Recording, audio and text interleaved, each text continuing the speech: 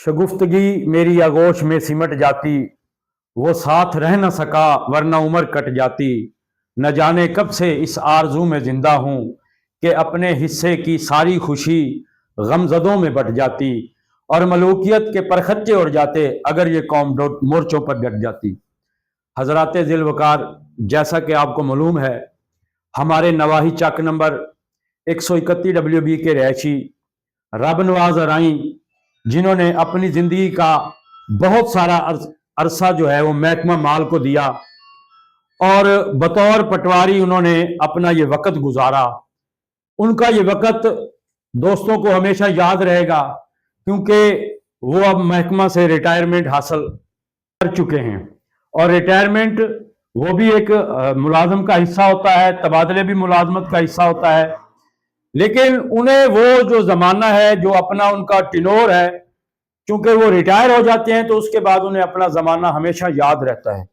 तो हमने ये एक छोटी सी तकरीब ऑर्गेनाइज की है, जिसमें हमारे मेहमान खुसूसी कानगो मित्रू हल्का जो हैं राणा अल्लाह वसाया साहब, वो भी तशरीफ फरमा है।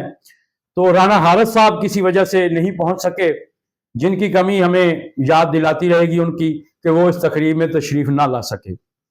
तो सबसे पहले मैं राणा अल्लाह वसाया साहब कानगो मित्रू का शुक्रगुजार हूं कि वो तशरीफ लाए। मैं राणा अल्लाह वसाया साहब से गुजारिश करूंगा कि वो रब नवाज पटवारी की महकमाना कारकर्दगी के हवाले से अपने चंद जुमले जो हैं वो यहाँ हमारे गोश गुजार करें। जनाब अल्लाह वसाया साहब। बिस्मिल्लाहिर्रहमानिर्रहीम। अस्सलाम वालेकुम। मैं तमाम दोस्तों का शुक्रगुजार हूँ कि उन्होंने मुझे इस तकरीब में शिरकत की दावत दी, और आज हम अपने भाई रब नवाज साहब की तकरीब अलविदाई मुनक़िद कर रहे हैं। और भाई रब नवाज ने उम्र का एक हिस्सा हमारे साथ गुजारा और उनकी खिदमात को हमेशा याद रखा जाएगा। ये बड़े ही मेहनती और जफाकश इंसान हैं।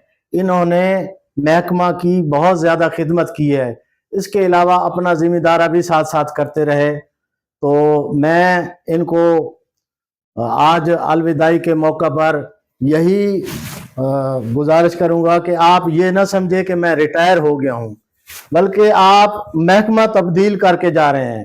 तो अपने आप को अपने जो है ज़िम्मेदारा में जाएंगे, आप अपना वहाँ सलाहियतें जो है ना बरूए कार लाएंगे। तो मैं रब नवाज साहब को अलविदाई पर बिस्मिल्लाह।